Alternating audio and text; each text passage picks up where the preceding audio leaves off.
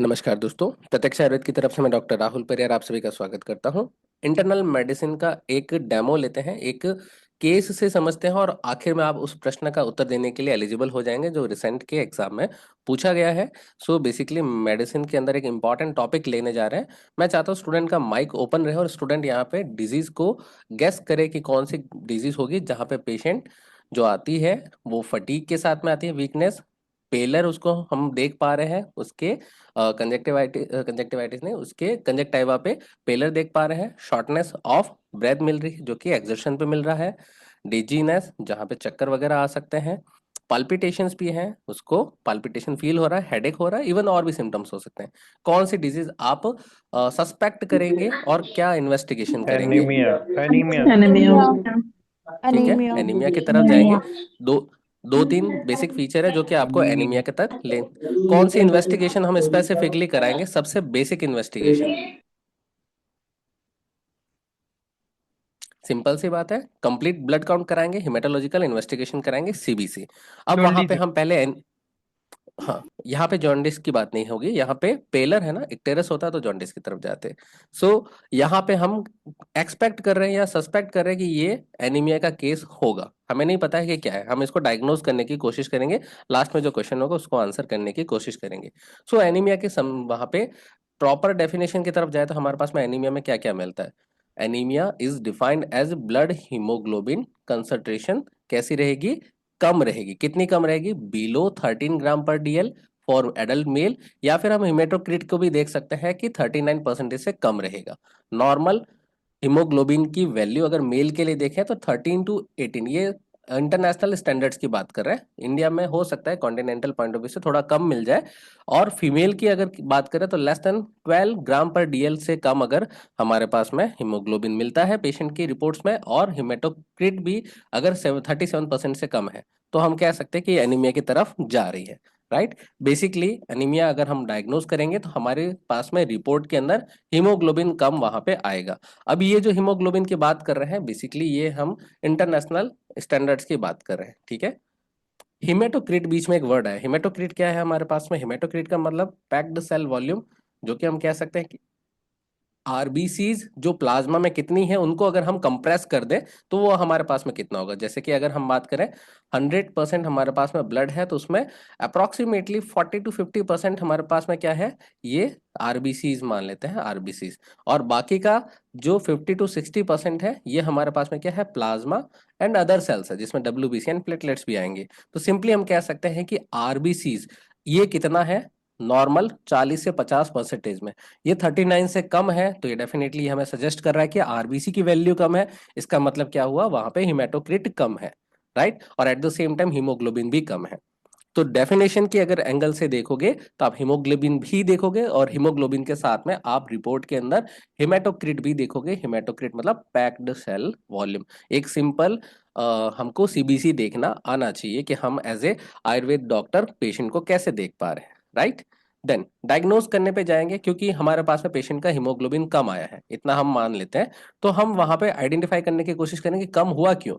और decrease in circulating RBC can be related to either inadequate production of RBC, production मतलब इरिथ्रोपोइसिस का process कम हुआ है, कहाँ से बनता है, बोन मैरो से। बोन मैरो से जो बनता है वो प्रोडक्शन कम हो गया है, या फिर इंक्रीज्ड आरबीसी डिस्ट्रक्शन, आरबीसी का टूटना ज्यादा हो गया है, जो कि हम कह सकते हैं कि स्प्लीन में हो रहा है, स्प्लीन में आरबीसी का डिस्ट्रक्शन ज्यादा हो रहा है, या फिर कोई इंजरी हो गई, एक्सीडेंट हो गया, वहां पे ब्लड लॉस हो गया। तो यहाँ पे दोनों कंडीशन में क्या हो जाएगा, वहां पे डायरेक्टली ब्लड का सीवियरली लॉस मिल सकता है। सिंपल सी पॉइंट है, हमारे पास में ब्लड के साथ में कमी आई है, हीमोग्लोबिन कमी आई है, तो हम दो एंगल से सोचेंगे। Inadequate production of RBC, production कम हुआ है, या फिर प्रोडक्शन तो ठीक है, वहां पे डिस्ट्रक्शन बढ़ गया है, या ब्लड लॉस बढ़ गया है। ठीक बात है। इन दोनों के एंगल से हम डिजीज को आइडेंटिफाई करने की कोशिश करते हैं। पहला है इनएडिक्वेट प्रोडक्शन। अब इनएडिक्वेट जो प्रोडक्शन है वो कौन से एंगल पे है? Inefficient erythropoiesis and hypoproliferative. आप ये समझो कि इरिथ्रोपोइसिस, इरिथ्रोपोइसिस का मतलब है कि आरबीसी का बनना, जो उसका प्रोसेस उसको इरिथ्रोपोइसिस बोलेंगे, जो कि डेफिनेटली बोन मैरो में होता है। Erythropoiesis can be either ineffective, ineffective मतलब कम है, क्यों, due to an erythrocyte maturation defect. अब मैचुरेशन डिफेक्ट है तो मैचुरेशन दो प्रकार के होते हैं। अगर यहां से बात करें मैचुरेशन, साइटोप्लाज्मिक मैचुरेशन होता है, साइटोप्लाज्मिक मैचुरेशन, और दूसरा होता है न्यूक्लियर मैचुरेशन। न्यूक्लियर डेफिनेटली एक अडल्ट या फिर बात कर रहे हैं मैच्योर आरबीसी की बात कर रहे हैं तो वहां पे न्यूक्लियस नहीं होता।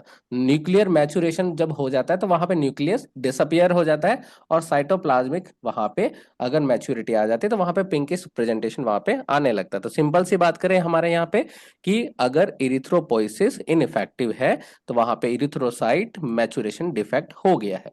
तो उसकी वजह से या तो साइटोप्लाज्मिक मैचुरेशन डिफेक्ट हुआ है या न्यूक्लियर मैचुरेशन डिफेक्ट हुआ है, और उसकी वजह से हमारे आरबीसी या तो बहुत ज्यादा स्मॉल हो गई है या लार्ज हो गई है। स्मॉल को हम बोलते हैं माइक्रोसाइटिक। कभी भी किसी की ब्लड रिपोर्ट देखोगे वहां पे माइक्रोसाइटिक, हाइपोक्रोमिक या नॉर्मोक्रोमिक ऐसे वर्ड देखने को मिलता है। इन्हीं की बात कर रहे हैं, माइक्रोसाइटिक या मैक्रोसाइटिक। जाहिर सी बात है साइज के हिसाब से हम बात कर पा रहे हैं। दूसरी कंडीशन है हाइपोप्रोलिफेरेटिव, जिसका मतलब है which is usually result in RBC in normal size. Size आपको ब्लड की जो जनरल ब्लड पिक्चर है उसके अंदर आपको साइज नॉर्मल मिलती है, लेकिन संख्या में कम है। इसका मतलब क्या हुआ, बोन मैरो से बना ही नहीं, बोन मैरो डिफेक्ट वहां पे हो गया। हाइपोप्रोलिफेरेटिव का मतलब बोन मैरो डिफेक्ट हो गया। यहाँ पे क्या है, बोन मैरो से तो बन गया है लेकिन उसका जो मैच्यूरेशन है वो डिफेक्ट है। आप समझना, ये स्टेप वन है बोन मैरो से, जहां पे स्टेम सेल से डिफरेंशिएट होती है सेल। ये ही प्रोसेस रुक जाए तो ये हाइपोप्रोलिफरेटिव है। बोन मैरो लेवल पे स्टेप वन ही पूरा नहीं हुआ तो हाइपोप्रोलिफरेटिव। मान लो स्टेप वन हो गया, स्टेप टू जो मैचुरेशन है वो नहीं हो पाया, तो वहां पे हम इनइफेक्टिव इरिथ्रोपोइसिस, कि वहां पे सेल बन तो गई है, वो कंप्लीट नहीं बनी है, इनकम्प्लीट बनी है, इस वजह से माइक्रोसाइटिक या माइक्रोसाइटिक की तरफ जा रही है। समझ में आ रही होगी दो बातें हमारे पास में। ये इनएडिक्वेट प्रोडक्शन की हमने बात करी है, लेकिन यहाँ पे दूसरा कॉज हमारे पास में आरबीसी डिस्ट्रक्शन भी हो सकता है, तो डेफिनेटली लॉस भी हो सकता है। ये वो बातें हैं जो कि हम यहाँ पे कर रहे थे कि अगर बोन मैरो के अंदर इरिथ्रोपोइसिस होता है जो लगभग 3 वीक्स का टाइम लेता है, matured erythroid precursor and iron uptake 3 week का टाइम लेता है, जब वहां पे रिलीज हो जाती है आरबीसी ब्लड के अंदर, पेरिफेरल ब्लड के अंदर रहती है, वो लगभग 120 दिन का टाइम स्पेन अपना कंप्लीट करती है, राइट। तो यहाँ पे जो ये मैचुरेशन हो रहा है, देखो कितना बड़ा न्यूक्लियस है, जो आखिर में आते आते न्यूक्लियस यहाँ पे रेटिकुलोसाइट में गायब हो जाता है। रेटिकुलोसाइट आरबीसी का प्रिकर्सर है, और एक मैच्योर आरबीसी जो कि सबसे छोटी साइज की हम कंसीडर कर सकते हैं कि साइज उसकी ग्रेजुअली ड्रॉप होती है क्योंकि न्यूक्लियस वहां पे गायब हो जाता, डिसअपियर हो जाता है। ठीक बात है। ये हमारे पास में क्या है, अगर यहाँ पे स्टेप वन ही नहीं हो तो ये हाइपोप्रोलिफेरेटिव स्टेज में चला जाएगा। अगर वहां पे स्टेप वन हो गया है, जो बाद में इसका हम ये देखें कि वहां पे इसका मैचुरेशन डिफेक्ट हुआ है, तो वहां पे इनइफेक्टिव इरिथ्रोपोइसिस के अंदर जाएगा। अब वो अगर साइटोप्लाज्म के लेवल पे है तो वो साइटोप्लाज्मिक, जिसके अंदर आयरन वगैरह का रोल होगा। और जो न्यूक्लियस की बात करें, न्यूक्लियस का वहां पे डिफेक्ट है, तो हम कह सकते हैं कि B12 या फिर फॉलिक एसिड का वहां पे डेफिशिएंसी का केस हो सकता है, एक जनरल आइडिया से बात करें तब। अगर ब्लड टूट ज्यादा रहा है, हिमोलाइसिस ज्यादा हो रहा है किसी डिजीज के अंदर, या फिर किसी इंजरी की वजह से ब्लड बह ज्यादा गया, तो डेफिनेटली दूसरा कॉज तो हमारे पास है ही। अगर ज्यादा लॉस हो गया तब क्या होगा, मान लीजिए किसी पेशेंट को एक्सीडेंट हुआ और उसका सीवियर ब्लड लॉस हो गया, 5 लीटर एक हम एवरेज मान लेते हैं अडल्ट के अंदर ब्लड होता है, उसमें से 500 ml वहां पे ब्लड लॉस हो गया है, वहां पे ब्लड बह गया है। तो haemoglobin and haematocrit are normal in early stages. क्यों, हम जैसे इस पेशेंट को हॉस्पिटल लेके जाएंगे, वहां पे उसका ब्लड सैंपल लेंगे, टेस्ट करेंगे, तुरंत विद इन हम मिनट्स में हम हॉस्पिटल पहुंच गए, हॉस्पिटल के सामने एक्सीडेंट हो गया मान लीजिए, तो वहां पे अगर ब्लड सैंपल लेंगे तो वहां पे नॉर्मल आएगा। क्यों आएगा नॉर्मल, कम क्यों नहीं आएगा, क्योंकि हीमोडाइल्यूशन नहीं हुआ है। वहां पे थोड़ी देर अगर रुकते 24 से 36 घंटे बाद में, तो जो बॉडी के अंदर फ्लूइड की कमी हुई, कि ब्लड का लॉस हुआ तो क्या हुआ, फ्लूइड की कमी हुई। और अगर फ्लूइड कम हुआ है इसका मतलब बॉडी अपना जो वाटर है वो ब्लड के साथ में क्या कर देगा, ऐड कर देगा, क्योंकि होम्योस्टेसिस मेंटेन करना है, बीपी वगैरह मेंटेन करना है। इसको हम बोलेंगे हीमोडाइल्यूशन। रक्त तो इतना जल्दी बनेगा नहीं, कम से कम पानी ही मिला देंगे तो कम से कम बीपी तो मेंटेन रहेगा। तो हीमोडाइल्यूशन जब हो जाएगा तब आप टेस्ट करोगे तो वहां पे हीमोग्लोबिन पर्टिकुलर सॉल्वेंट ज्यादा हो जाएगा, तो सॉल्यूट वहां पे कंपेरेटिवली कम हो जाएगा, हीमोग्लोबिन हिमेटोक्रिट कम आएगा। तो पॉइंट क्या है, अगर आप अर्ली स्टेजेस में अगर ब्लड लॉस के केस में देखोगे तो वहां पे हीमोडाइल्यूशन नहीं हुआ है, इस वजह से हीमोग्लोबिन हिमेटोक्रिट नॉर्मल मिल सकता है। आफ्टर 24 to 36 आवर्स हीमोडाइल्यूशन होने की वजह से हीमोग्लोबिन एंड हिमेटोक्रिट ड्रॉप हो सकते हैं, right. In anaemia of chronic blood loss. Chronic blood loss का एग्जांपल ये समझिए कि मान लीजिए किसी को रक्तार्श है या फिर रक्त अतिसार। रक्तार्श ठीक है, वहां पे क्या हो रहा है, डेली थोड़ा थोड़ा ब्लड लॉस हो रहा है, तो वहां पे जो आयरन स्टोर्स है वो डिप्लीट होंगे और anaemia due to iron deficiency वो ऐसा अपीयर होगा, क्योंकि डेली वहां पे क्या हो रहा है, क्योंकि एक लॉन्ग स्टैंडिंग एनीमिया डेवलप होगा, डेली वहां पे ब्लड लॉस हो रहा है, तो वहां पे डेली एनीमिया की वजह से आयरन का यूटिलाइजेशन हो रहा है, और एनीमिया फिर भी बना हुआ क्योंकि कॉज तो ट्रीट नहीं हुआ है, तो long standing iron deficiency anaemia वाला केस वो बन सकता है। ये जस्ट जनरल नॉलेज वाली बात है, इंपॉर्टेंट बात ऊपर है, ठीक बात है। नेक्स्ट पे आओ, हम कैसे पता लगाए कि कौन सा एनीमिया है। ये बहुत इंपॉर्टेंट स्लाइड है, इसी से आप आंसर कर पाओगे। पहला पॉइंट है हमारे पास में बेसिक इवोल्यूशन में रेटिकुलोसाइट इंडेक्स। जो हमने अभी तक थोड़ी देर पहले आरबीसी की बात करी थी, आरबीसी का प्रिकर्सर था रेटिकुलोसाइट, आरसी रेटिकुलोसाइट काउंट। इससे अगर आप कुछ फॉर्मूलाज, आप कुछ डेफिनेटली ऑनलाइन जा करके या फिर किसी ब्लड रिपोर्ट में डायरेक्ट भी रेटिकुलोसाइट इंडेक्स की डिमांड कर सकते हैं, तो वहां पे ये कैलकुलेट करके देते हैं बेसिकली। रेटिकुलोसाइट और आरबीसी में क्या होता है, आप अगर देख रहे हो आरबीसी का प्रिकर्सर ही ब्लड के अंदर रेटिकुलोसाइट के फॉर्म में आ जाता है। इसकी वैल्यू लगभग टोटल ब्लड की बात करें 1 से 2% रहती है। बाकी आरबीसी की बात करें वो 98 से 99% हमारे ब्लड में आरबीसी रहती है, मैच्योर्ड आरबीसी रहती है। इमेच्योर जो कि 1 या 2 दिन में मैच्योर भी हो जाती है, मतलब आज खून में रेटिकुलोसाइट मिल गई और विद इन जो है 24 घंटे या 48 घंटे में क्या हो जाती है, आरबीसी में कन्वर्ट हो जाती है, ऐसा होता है, ठीक है। अब हुआ क्या, ये रेटिकुलोसाइट को अगर हम एब्सोल्यूट रेटिकुलोसाइट काउंट की तरफ लेके जाए, या फिर उसको बोले करेक्टेड रेटिकुलोसाइट काउंट, जिसको हम रेटिकुलोसाइट इंडेक्स, जिसके अंदर 3-4 पैरामीटर लगते हैं।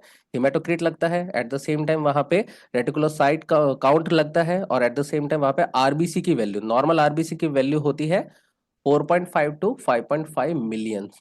ये मिलियंस में एवरेज की बात करें, मिलियंस पर माइक्रोलीटर की बात करें, ठीक है। ये आरबीसी, ये 3 वैल्यूज को वहां पे पुट करके हम एआरसी या फिर वहां पे करेक्टेड रेटिकुलोसाइट काउंट या फिर रेटिकुलोसाइट इंडेक्स, यहाँ पे ये जो बातें मैं कर रहा हूं ना, ये आपको निकालना नहीं है, ये आपको एग्जाम में निकाली हुई चीज मिलेगी।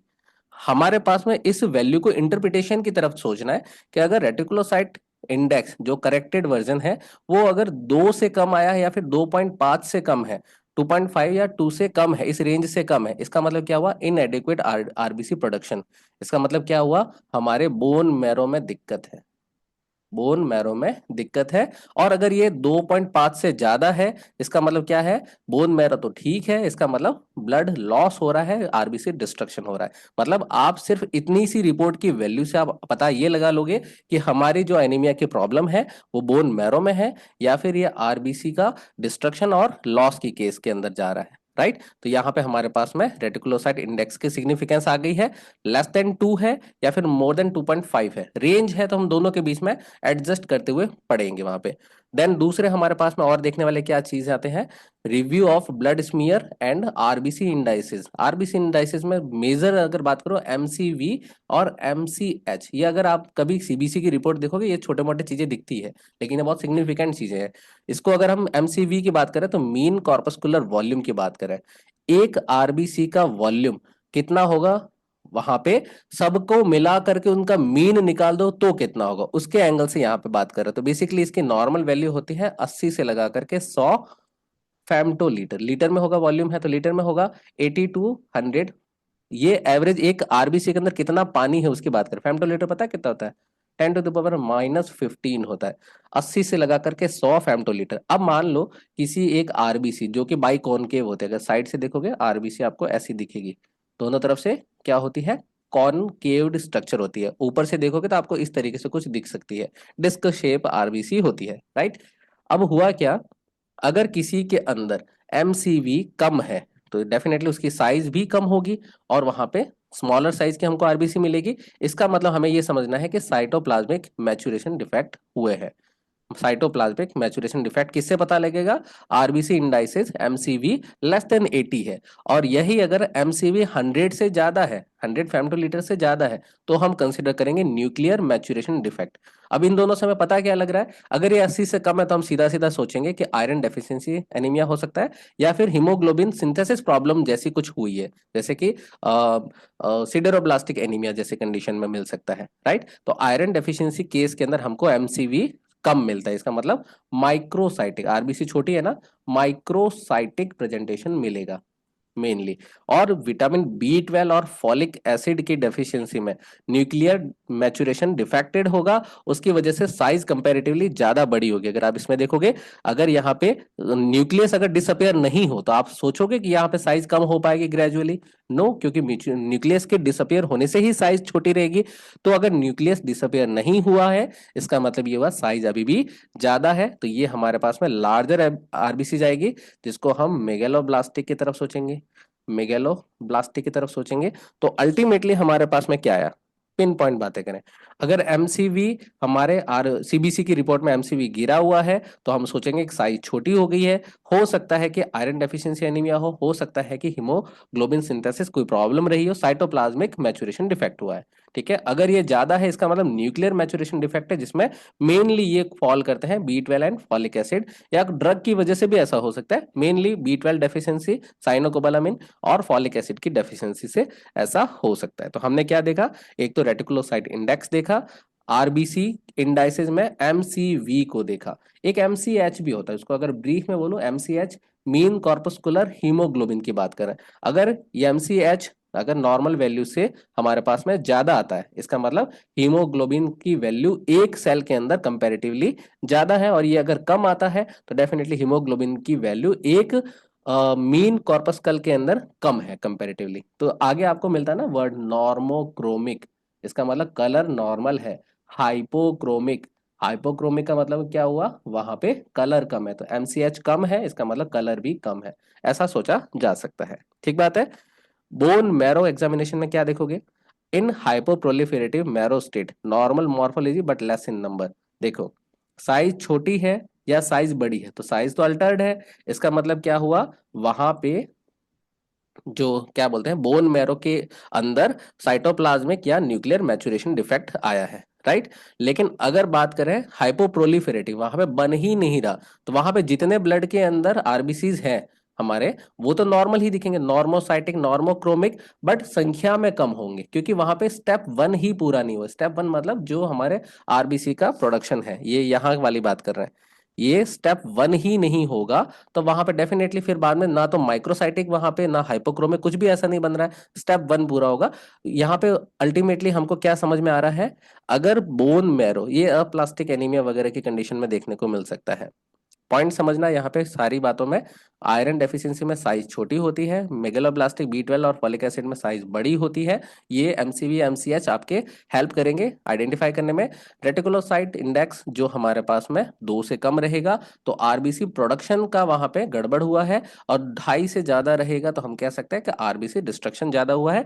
बोन मैरो का स्टेप 1 नहीं पूरा हो रहा है, तो वहां पे हम कह सकते हैं कि संख्या में कम है, क्योंकि स्टेप 1 पूरा नहीं हो रहा, तो वहां पे बन ही नहीं रहा है। लेकिन जो पहले से बने हुए हैं वो जितने भी हैं वो नॉर्मल ही रहेंगे।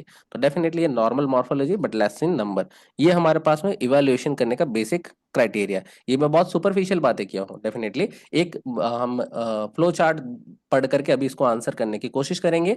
इन्फ्लामेटरी डिसीजेज और क्रॉनिक डिसीजेज के अंदर हमको क्या मिल सकता है, सीरम फेरिटिन बढ़ा हुआ मिल सकता है। व्हाट इज सीरम फेरिटिन, ये स्टोर्ड आयरन कह सकते हैं, स्टोर्ड आयरन बॉडी के अंदर सीरम फेरिटिन के रूप में हम देखते हैं कि इन्फ्लामेटरी डिसऑर्डर्स है अगर, या फिर क्रॉनिक डिजीजेस है, तो डेफिनेटली वहां पे स्टोर्ड आयरन वहां पे ज्यादा है।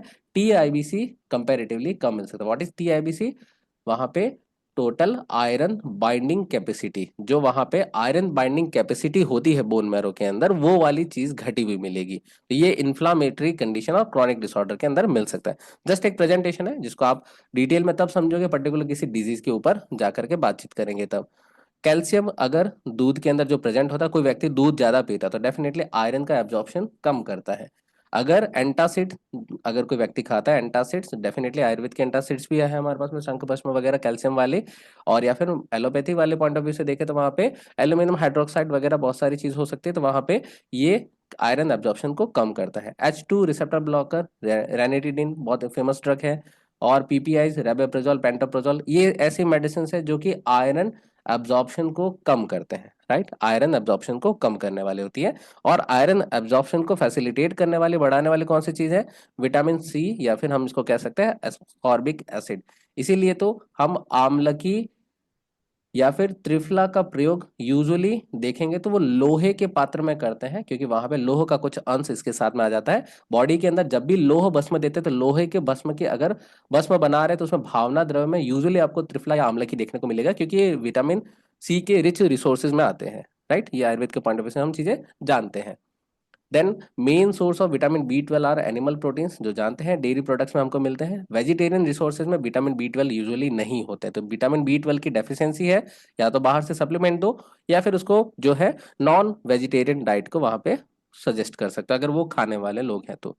Then symptoms of iron deficiency anaemia की बात करें, एंगुलर स्टोमेटाइटिस, जो होठ के किनारे होते हैं वहां पे इन्फ्लामेशन मिल सकता है, एंगुलर स्टोमेटाइटिस। ग्लोसाइटिस, वहां पे टंग के अंदर इन्फ्लामेशन मिल सकता है। फिंगर नेल्स ब्रिटल मिल सकता है, मतलब नाखून बार बार टूट रहे इजीली, ऐसा मिल सकता है।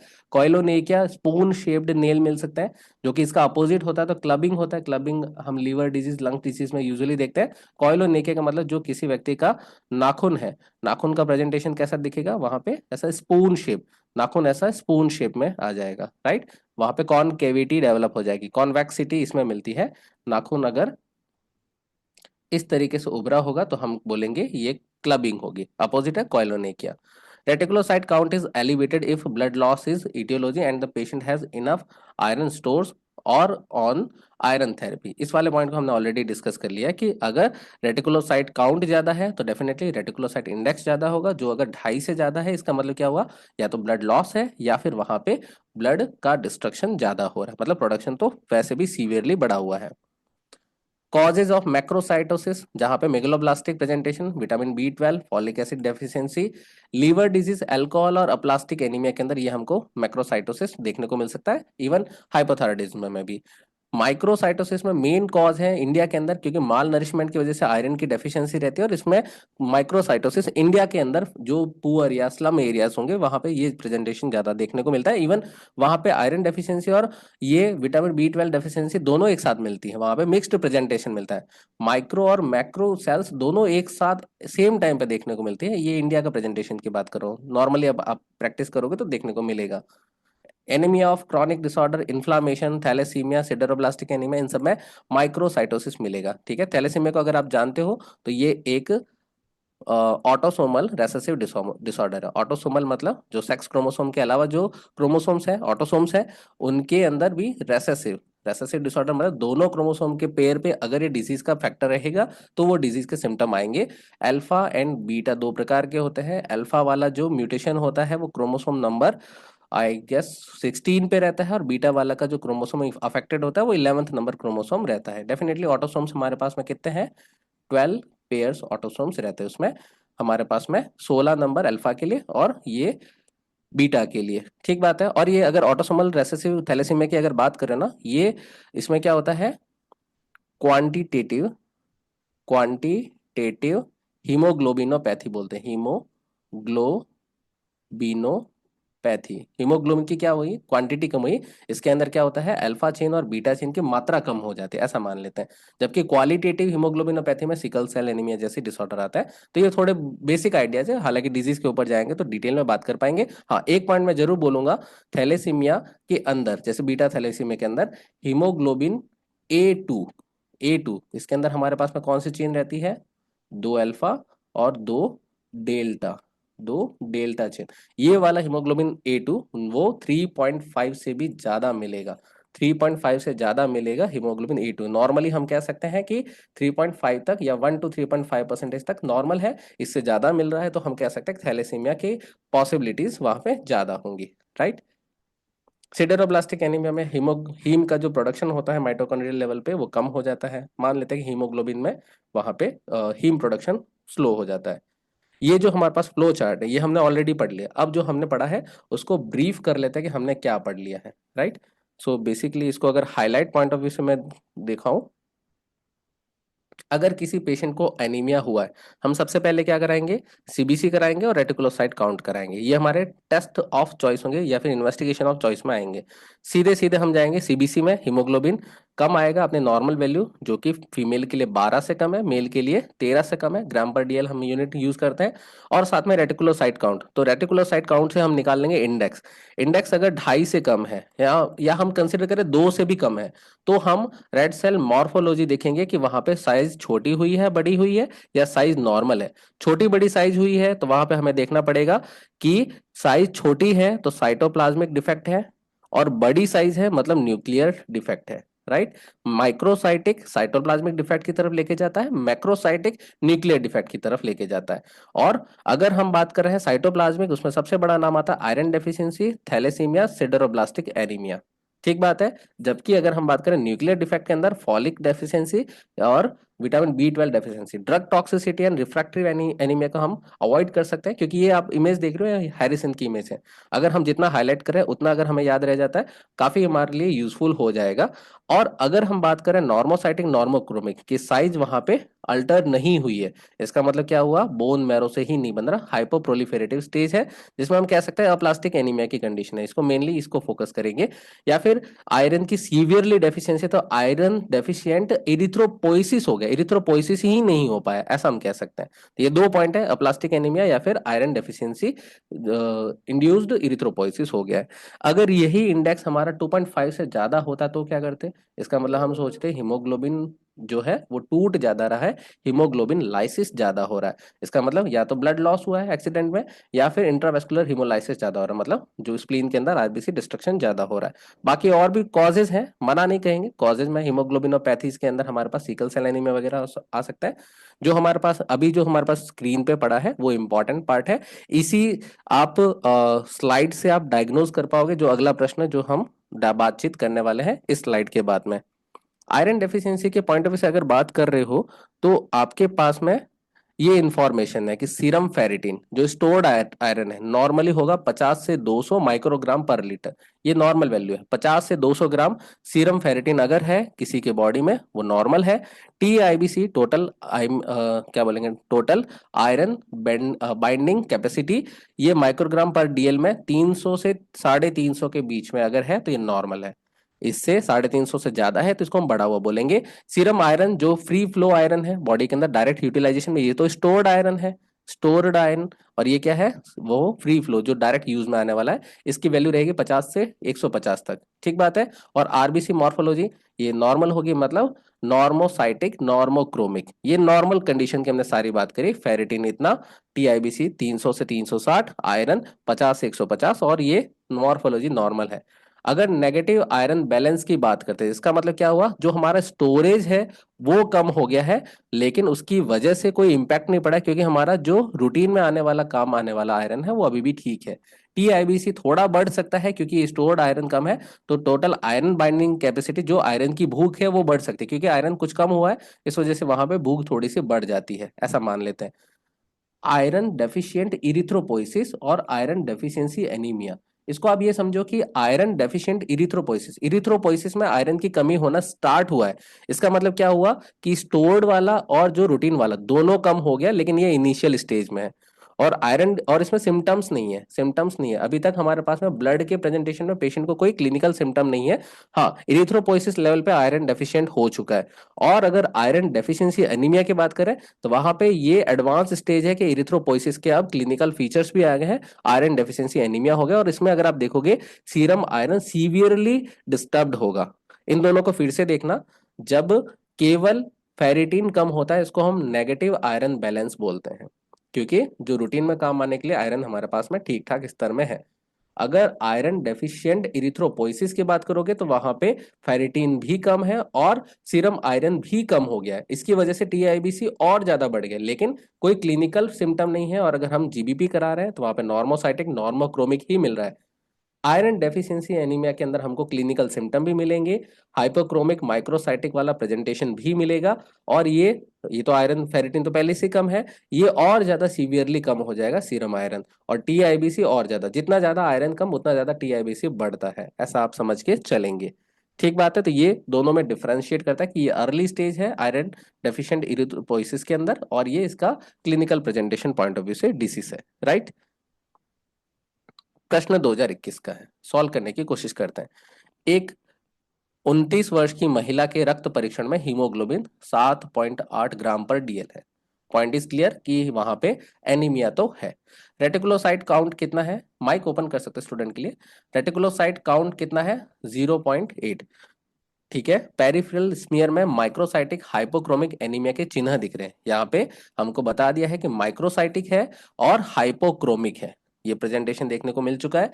हीमोग्लोबिन A2 2.4% और हीमोग्लोबिन F लेवल 1.3% हमको देखने को मिला है। देन हमारे पास में सीरम आयरन 15 है, TIBC 420 है। निकटतम डायग्नोसिस जो पॉसिबल हो सकता है वो हम गेस करेंगे। तो सबसे पहले हमारे पास में क्या आता है, अगर कभी पेशेंट एनीमिया वाला है तो हमें कैसे कंफर्म करना है कि हीमोग्लोबिन कम है और सीवियरली कम है, तो डेफिनेटली वहां पे एनीमिया तो है। एनीमिया कम होते हैं हम सबसे पहले कौन से जांच की तरफ जाएंगे, रेटिकुलोसाइट इंडेक्स की तरफ। ये अगर 2 से कम है तो क्या, 2% से कम और 2.5 से ज्यादा है तो क्या। ये कंडीशन कॉस्ट किस में आ रहा है बताओ, 2 से रेटिकुलोसाइट कम काउंट है तो सर परसेंटेज। ब्लड लॉस है, और 2.5। उल्टा बोल दिए, 2.5 से ज्यादा होता तो वहां पे हम ब्लड लॉस या फिर डिस्ट्रक्शन की बात करते हैं, कि वहां पे बना तो बोन मेरो बहुत ज्यादा रहा है लेकिन जितना बन रहा है उससे ज्यादा टूट जा रहा है या फिर डिस्ट्रॉय हो जा रहा है। 2% से कम है इसका मतलब क्या हुआ, यहाँ पे या तो वो नॉर्मल साइज में है या फिर साइज क्या होगी, अल्टर्ड साइज होगी। अल्टर्ड साइज होगी, अल्टर्ड साइज में क्या हो सकता है, या तो साइज हाइपो हो सकती है या फिर साइज हाइपर हो सकती है, जिसको हम क्या बोल सकते हैं, मैक्रोसाइटोसिस हो सकती है या माइक्रो। यहाँ पे क्या मिलता है हमको, नॉर्मल साइज है, माइक्रो है या मैक्रो है। ये तो पॉइंट 0.8 है, ये तो हमारे पास आंसर पहले से आ गया है कि हमें इसी में सोचना है। हमारे पास साइज कैसी है, माइक्रोसाइटिक हाइपोक्रोमिक, तो हम किसकी तरफ जाएंगे, इस कंडीशन की तरफ जाएंगे। मतलब साइटोप्लाज्मिक डिफेक्ट है या फिर मैच्यूरेशन जो है वो न्यूक्लियर डिफेक्ट में गया है, बताओ जरा। Cytoplasmic. Cytoplasmic. Cytoplasmic, very good. और हमारे पास नॉर्मल होता तो इसको हम बोलते हैं कि अप्लास्टिक एनीमिया की तरफ जा रहा है, बोन मैरो प्रोडक्शन की कमी हुई है। मैक्रोसाइटिक में B12 डेफिशिएंसी होती, फॉलिक एसिड डेफिशिएंसी होती, ड्रग टॉक्सिसिटी होगी। जो साइटोप्लाज्मिक डिफेक्ट्स है उसके अंदर हमारे पास में क्या क्या आता है, सबसे पहले आता है आयरन डेफिशिएंसी, आयरन डेफिशिएंसी। दूसरा होता है थैलेसीमिया, तीसरा हमारे पास में सिडेरोब्लास्टिक। ठीक है, ये मेनली तीन हमारे पास में आते हैं।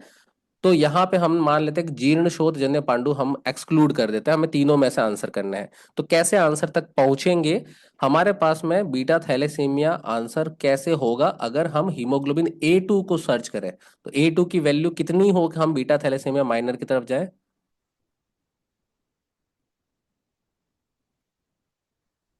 क्या ये होगा 3.5 से अगर ज्यादा होता तो हम बोलते ये तो 3.5 से कम है, मतलब ये वैल्यू दी है लेकिन ये वैल्यू हमें सिर्फ ब्लफ करने के लिए दी है। राइट, बीटा थैलेसीमिया नहीं है। एनीमिया ऑफ क्रॉनिक इन्फ्लामेशन नहीं है, क्योंकि हम मान लेते हैं कि वहां पे क्रॉनिक इन्फ्लामेशन है तो वहां पे ये 2.5 से रेटिकुलोसाइट ज्यादा आता। और हमारे पास में सिडरोब्लास्टिक पांडु या फिर एनीमिया या फिर आयरन डेफिशिएंसी के अंदर आता है। तो हमने लास्ट में पढ़ा है आयरन की वैल्यू 15 है जो कि 30 से कम है, और TIBC जो कि 420 से ज्यादा है।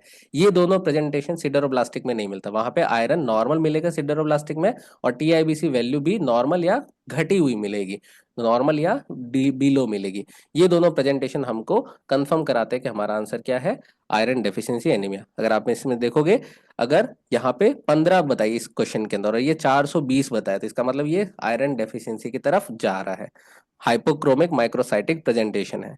राइट, ये सारे क्वेश्चन के अंदर देखोगे आप किस किस लेवल के प्रश्न बने हैं, और ये डेफिनेटली मार्केट में अपने को यही सब तो करना है।